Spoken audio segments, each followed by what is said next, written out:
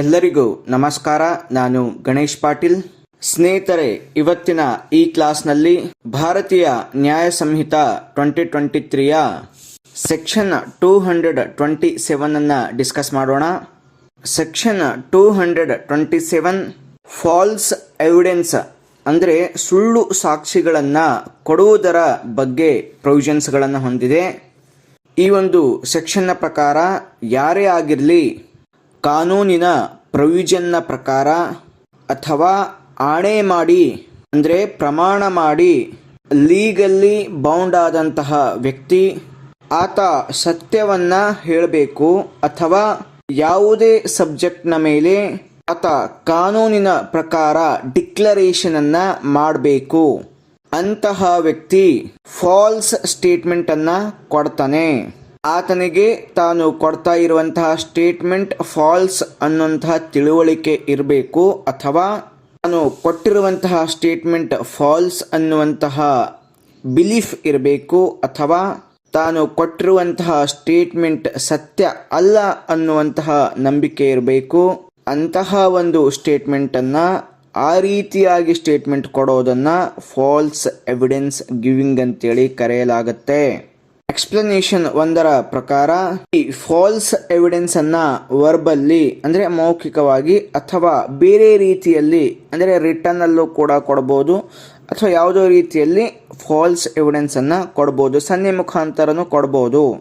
Explanation 2ನ ಪ್ರಕಾರ ಈಗಾಗಲೇ ಮೇಲೆ ಹೇಳಿರುವ ಸಂದರ್ಭಗಳಲ್ಲಿ ಯಾವುದೇ ಒಂದು ಫಾಲ್ಸ್ ಸ್ಟೇಟ್ಮೆಂಟ್ ಅನ್ನ ಯಾವುದೇ ವ್ಯಕ್ತಿ ಅಟೆಸ್ಟ್ ಮಾಡಿದ್ರೂ ಕೂಡ ಅಂದರೆ ಆತನಿಗೆ ಗೊತ್ತಿರುತ್ತೆ ಅಥವಾ ಆತನಿಗೆ ಇದು ಸುಳ್ಳು ಅನ್ನುವಂತಹ ನಂಬಿಕೆ ಇರುತ್ತೆ ಅಥವಾ ಆತನಿಗೆ ಇದು ಸತ್ಯ ಅಲ್ಲ ಅನ್ನೋ ನಂಬಿಕೆ ಇದ್ರೂ ಕೂಡ ಆತ ಆ ಒಂದು ಸ್ಟೇಟ್ಮೆಂಟ್ ಅನ್ನು ಅಟೆಸ್ಟ್ ಮಾಡಿದ್ರೆ ಆತ ಕೂಡ ಫಾಲ್ಸ್ ಎವಿಡೆನ್ಸ್ ಅನ್ನು ಕೊಡ್ತಾ ಇದ್ದಾನೆ ಅಂತೇಳಿ ಅರ್ಥ.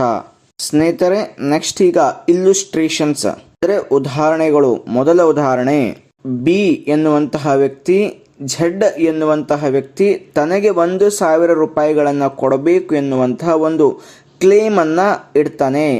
ಆ ಕ್ಲೇಮ್ಗೆ ಸಪೋರ್ಟ್ ಆಗಿ ಎ ನಿಲ್ತಾನೆ, ಆದರೆ ಅದು ಸುಳ್ಳಿರುತ್ತೆ. ಅಂತಹ ಸಂದರ್ಭದಲ್ಲೂ ಕೂಡ ಬಿಗೆ ಸಪೋರ್ಟ್ ಆಗಿ ಎ ಪ್ರಮಾಣವನ್ನ ಮಾಡಿ ಹೌದು ಝಡ್ ಬಿಗೆ 1,000 ರೂಪಾಯಿ ಕೊಡಬೇಕು ಅಂತೇಳಿ ಸುಳ್ಳು ಫಾಲ್ಸ್ ಪ್ರಮಾಣವನ್ನ ಮಾಡಿದ್ರೆ ಅಲ್ಲಿ ಎ ಫಾಲ್ಸ್ ಎವಿಡೆನ್ಸ್ ಕೊಟ್ಟ ಹಾಗೆ.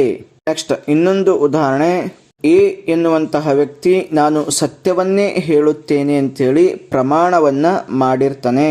ಆತನ ಎದುರಿಗೆ ಝಡ್ನ ಹ್ಯಾಂಡ್ ರೈಟಿಂಗ್ ಅನ್ನ ಇಡ್ತಾರೆ. ಈ ಹ್ಯಾಂಡ್ ರೈಟಿಂಗ್ ಯಾರ್ದು ಅಂತೇಳಿ ಕೇಳಿದಾಗ ಆದ್ರೆ ಅದು ಝಡ್ನ ಹ್ಯಾಂಡ್ ರೈಟಿಂಗ್ ಇರೋದಿಲ್ಲ, ಆದ್ರೂ ಆತ ಸುಳ್ಳು ಹೇಳಿಕೆಯನ್ನು ಕೊಡ್ತಾನೆ, ಹೌದು ಇದು ಝಡ್ನ ಹ್ಯಾಂಡ್ ರೈಟಿಂಗ್ ಅಂತ ಹೇಳಿ. ಅಂತಹ ಸಂದರ್ಭದಲ್ಲೂ ಕೂಡ ಅದನ್ನ ಫಾಲ್ಸ್ ಎವಿಡೆನ್ಸ್ ಅಂತೇಳಿ ಕರಿಬಹುದು. ಇನ್ನೊಂದು ಉದಾಹರಣೆ, ಎಗೆ ಝಡ್ನ ಹ್ಯಾಂಡ್ ರೈಟಿಂಗ್ ಗೊತ್ತಿರುತ್ತೆ ಅಂದ್ರೆ ಆತ ಯಾವ ರೀತಿಯಾಗಿ ಬರೀತಾನೆ, ಅದರ ಕ್ಯಾರೆಕ್ಟರ್ ಯಾವ ರೀತಿಯಾಗಿ, ಜನರಲ್ ಕ್ಯಾರೆಕ್ಟರ್ ಯಾವ ರೀತಿಯಾಗಿರುತ್ತೆ ಎಗೆ ಒಂದು ಅರಿವಿರುತ್ತೆ. ಆ ಒಂದು ಬಿಲೀಫ್ನ ಮೇಲೆ ಯಾವುದೋ ಒಂದು ಡಾಕ್ಯುಮೆಂಟ್ನ ಮೇಲೆ ಝಡ್ ಮಾಡಿರುವಂತಹ ಒಂದು ಝಡ್ ಮಾಡಲಾರ್ದಂತಹ ಒಂದು ಸಿಗ್ನೇಚರ್ ಝಡ್ ಮಾಡಿದ ಹಾಗೆಯೇ ಆತನಿಗೆ ಅನಿಸುತ್ತೆ, ಆತನಿಗೆ ನಂಬಿಕೆ ಬರುತ್ತೆ. ಆತ ಏನ್ ಮಾಡ್ತಾನೆ, ಗುಡ್ ಫೇತ್ನ ಮೇಲೆ ಹೌದು ಇದು ಝಡ್ನ ಹ್ಯಾಂಡ್ ರೈಟಿಂಗ್ ಅಂತೇಳಿ ಆತ ಸ್ಟೇಟ್ಮೆಂಟ್ ಅನ್ನ ಕೊಡ್ತಾನೆ. ಇಲ್ಲಿ ಝಡ್ನ ಹ್ಯಾಂಡ್ ರೈಟಿಂಗ್ ಇಲ್ಲ, ಆದರೂ ಕೂಡ ಝಡ್ನ ಹ್ಯಾಂಡ್ ರೈಟಿಂಗ್ ಅಂತ ಹೇಳ್ತಾನೆ, ಆದ್ರೆ ಗುಡ್ ಫೇತ್ ನಲ್ಲಿ ಹೇಳ್ತಾನೆ. ಅಂತಹ ಸಂದರ್ಭದಲ್ಲಿ ಆತ ಸುಳ್ಳು ಸ್ಟೇಟ್ಮೆಂಟ್ ಕೊಟ್ಟರು ಕೂಡ ತನ್ನ ಫಾಲ್ಸ್ ಎವಿಡೆನ್ಸ್ ಅಂತೇಳಿ ಕನ್ಸಿಡರ್ ಮಾಡೋದಿಲ್ಲ. ಇನ್ನೊಂದು ಉದಾಹರಣೆ, ಎ ಸತ್ಯವನ್ನೇ ಹೇಳ್ತೀನಿ ಅಂತೇಳಿ ಪ್ರಮಾಣವನ್ನ ಮಾಡಿರ್ತಾನೆ. ಆತನಿಗೆ ಯಾವುದೋ ಒಂದು ಕ್ರೈಮ್ ಸೀನ್ ನಲ್ಲಿ ಝಡ್ನ ಪ್ರಶ್ನೆಯನ್ನ ಕೇಳಲಾಗುತ್ತೆ. ಆತನಿಗೆ ಆ ಸಮಯದಲ್ಲಿ ಝಡ್ ಎಲ್ಲಿದ್ದ ಅನ್ನುವಂತಹ ಅರಿವು ನಾಲೆಜ್ ಇರೋದಿಲ್ಲ, ಆದರೂ ಕೂಡ ಆತ ಝಡ್ ಇಂತಹ ಪರ್ಟಿಕ್ಯುಲರ್ ಪ್ಲೇಸ್ ನಲ್ಲಿ ಇದ್ದ ಅಂಥೇಳಿ ಆ ಸ್ಟೇಟ್ಮೆಂಟ್ ಅನ್ನ ಕೊಡ್ತಾನೆ. ಆತ ಕೊಟ್ಟಿರುವಂತಹ ಸ್ಟೇಟ್ಮೆಂಟ್ನ ಪ್ರಕಾರ ಆ ಝಡ್ ಎನ್ನುವಂತಹ ವ್ಯಕ್ತಿ ಆ ಟೈಮ್ನಲ್ಲಿ ಆ ಸ್ಥಳದಲ್ಲಿ ಇರಲಿ ಅಥವಾ ಇಲ್ಲದೆ ಇರಲಿ, ಈತನಿಗೆ ಗೊತ್ತಿಲ್ಲದೆ ಇದ್ರೂ ಕೂಡ ಆ ಥರ ಸ್ಟೇಟ್ಮೆಂಟ್ ಕೊಟ್ಟರೆ ಆತ ಫಾಲ್ಸ್ ಎವಿಡೆನ್ಸ್ ಕೊಡ್ತಾ ಇದ್ದಾನೆ ಅಂತ ಹೇಳಿ ಅರ್ಥ. ನೆಕ್ಸ್ಟ್ ಇನ್ನೊಂದು ಉದಾಹರಣೆ, ಯಾವುದೋ ಒಂದು ಡಾಕ್ಯುಮೆಂಟನ್ನು ಇಂಟರ್ಪ್ರಿಟೇಷನ್ ಮಾಡಬೇಕಾಗಿರುತ್ತೆ, ಟ್ರಾನ್ಸ್ಲೇಟ್ ಮಾಡಬೇಕಾಗಿರುತ್ತೆ. ಆ ಸ್ಟೇಟ್ಮೆಂಟ್ ಅಥವಾ ಡಾಕ್ಯುಮೆಂಟನ್ನು ಟ್ರಾನ್ಸ್ಲೇಟ್ ಅಥವಾ ಇಂಟರ್ಪ್ರೇಟ್ ಮಾಡಿದ ಮೇಲೆ ಎ ಎನ್ನುವಂತಹ ವ್ಯಕ್ತಿ ಹತ್ತಿರ ಹೋಗಿ ಅದನ್ನು ಸರ್ಟಿಫೈ ಮಾಡಿಸ್ಕೊಳ್ಬೇಕಾಗಿರುತ್ತೆ. ಆತ ಇಂಟರ್ಪ್ರಿಟರ್ ಅಥವಾ ಟ್ರಾನ್ಸ್ಲೇಟರ್ ಇರ್ತಾನೆ. ಆತನಿಗೆ ಆ ಸ್ಟೇಟ್ಮೆಂಟ್ ಅಥವಾ ಡಾಕ್ಯುಮೆಂಟ್ ಟ್ರಾನ್ಸ್ಲೇಟ್ ಅಥವಾ ಇಂಟರ್ಪ್ರೇಟ್ ಮಾಡ್ತಾ ಇರುವಂಥದ್ದು ಸುಳ್ಳು ಅಥವಾ ಅದು ಸತ್ಯವಲ್ಲ ಅಥವಾ ಆತನಿಗೆ ಟ್ರಾನ್ಸ್ಲೇಟ್ ಮಾಡುವಂಥ ಅರಿವೇ ಇರೋದಿಲ್ಲ. ಅಂತಹ ಸಂದರ್ಭದಲ್ಲೂ ಕೂಡ ಅಥವಾ ಅಂತಹ ಸಂದರ್ಭದಲ್ಲಿ ಆ ಸ್ಟೇಟ್ಮೆಂಟ್ ಅಥವಾ ಡಾಕ್ಯುಮೆಂಟ್ ಅನ್ನು ಆತ ಸರ್ಟಿಫೈ ಮಾಡಿದ್ರೆ ಆತ ಕೂಡ ಫಾಲ್ಸ್ ಎವಿಡೆನ್ಸ್ ಕೊಡ್ತಾ ಇದ್ದಾನೆ ಅಂತ ಹೇಳಿ ಅರ್ಥ.